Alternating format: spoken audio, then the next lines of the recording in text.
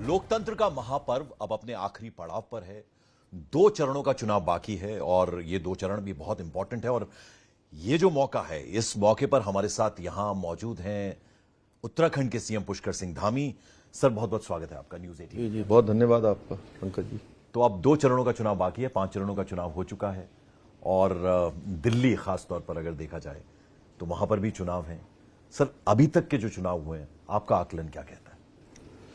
देखिए, 5 चरणों के चुनाव में बीजेपी एक अच्छी मेजोरिटी के साथ बीजेपी एनडीए बहुमत की तरफ बढ़ गई है। बहुमत से ज़्यादा हो गई है, 300 से भी ज़्यादा हो गई है और इन दोनों चरणों में पूरी तरह से 400 पार हो जाएगी।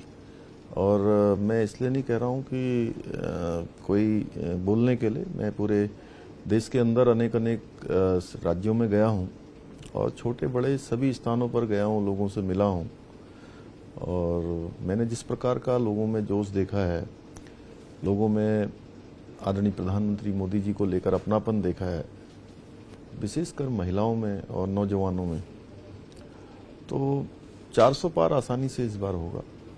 तो 400 पार आसानी से पार होगा, आप ये कह रहे हैं। आप जरा ये बताइए कि दिल्ली का चुनाव बहुत महत्वपूर्ण है क्योंकि इस बार कांग्रेस और आम आदमी पार्टी इकट्ठे मिलकर लड़ रहे हैं। 7 सीटें आपके पास हैं, तो इस बार लगता है वो इंटैक्ट रहने वाली, क्योंकि आप तो जाहिर बात है आपका चुनाव बहुत पहले ही निपट गया, पहले ही चरण में। तो रिस्पॉन्सिबिलिटी आपको बीजेपी बहुत जगह जगह इस्तेमाल कर रही है। आपका स्टार प्रचारकों की लिस्ट पे अगर मैं सीएम्स की बात करूं तो टॉप पर आपका नाम है। तो दिल्ली के बारे में क्या आकलन है? बिल्कुल, दिल्ली का दिल इस बार भी प्रधानमंत्री जी के लिए धड़क रहा है, मोदी जी के लिए धड़क रहा है और 700 सीटों पर बड़ी विक्ट्री होगी। इतिहास फिर से यहाँ पर दोहराया जाएगा क्योंकि अन्य स्थानों के मुकाबले दिल्ली में भी मुझे लगभग सभी लोकसभा क्षेत्रों में मैं गया हूँ। रोड शो में भी भाग लिया है, नामांकन में भी गया हूँ, छोटी सभाओं में भी गया हूँ, जनसंपर्क में भी गया हूँ। तो दिल्ली में एक क्लीन स्वीप होगा इस बार।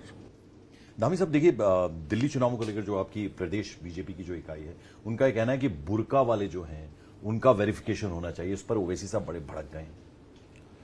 देखिए, ये चूंकि देश के अंदर जिस प्रकार की स्थितियां पैदा हुई हैं और कहीं ना कहीं जो डेमोग्राफिक चेंज आया है, उसके लिए ज़रूरी है देश के अंदर, और हम तो देवभूमि उत्तराखंड में पहले से ही कर रहे हैं।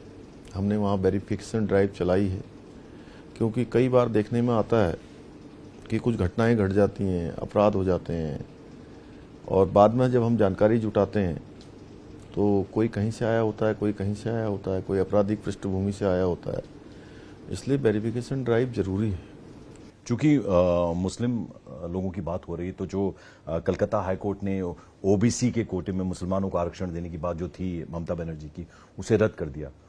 उसको एकदम से नकारती हुई ममता बनर्जी नजर आई, तो उस पर कुछ आप टिप्पणी करना चाहेंगे? कि ममता दीदी हों या इस प्रकार के जितने भी लोग हैं जो तुष्टीकरण की राजनीति करते हैं, ये हमेशा संवैधानिक संस्थाओं का मखौल उड़ाते रहे हैं। ये हाई कोर्ट को नहीं मानते हैं, ये सुप्रीम कोर्ट को नहीं मानते हैं, ये जो है राष्ट्रपति उपराष्ट्रपति जैसे पदों को भी अमर्यादित तरीके से बोलते हैं, उनका भी मखौल उड़ाते हैं। सबने देखा है, संविधान का भी मजाक उड़ाते हैं और संविधान को मानते भी नहीं है। संविधान में कहीं भी धर्म आधारित आरक्षण की बात नहीं है, लेकिन उन्होंने बैकडोर से ममता दीदी ने किया था, इसमें हाईकोर्ट ने निर्णय दिया है, तो अब ये हाईकोर्ट को भी मानने से इनकार कर रही हैं, यानी कि इन संस्थाओं से भी ये आगे निकल रही हैं। इसी प्रकार से कर्नाटका में इन्होंने जो है संविधान के साथ एक तरह से छेड़छाड़ की थी अन्य पिछड़ा वर्ग के आरक्षण में। अच्छा, अब मैं आपसे थोड़ा चारधाम यात्रा के बारे में भी बात कर लूं पुष्कर सिंह धामी साहब, क्योंकि आपसे बेहतर कौन बताएगा। देखिए, बहुत ही सुखद संयोग बना है चारधाम यात्रा। जो उत्साह इस बार देखने को मिल रहा है श्रद्धालुओं के बीच में तीर्थाटन के रूप में, और देवभूमि उत्तराखंड है, लेकिन एक चैलेंज भी है। इतनी बड़ी संख्या में लोग रजिस्ट्रेशन करवा रहे हैं, तो ये आपको लगता है सिचुएशन थोड़ी आउट ऑफ कंट्रोल ना हो, उसके लिए गवर्नमेंट की तरफ से क्या कुछ किया जा रहा है? देखिए, पिछले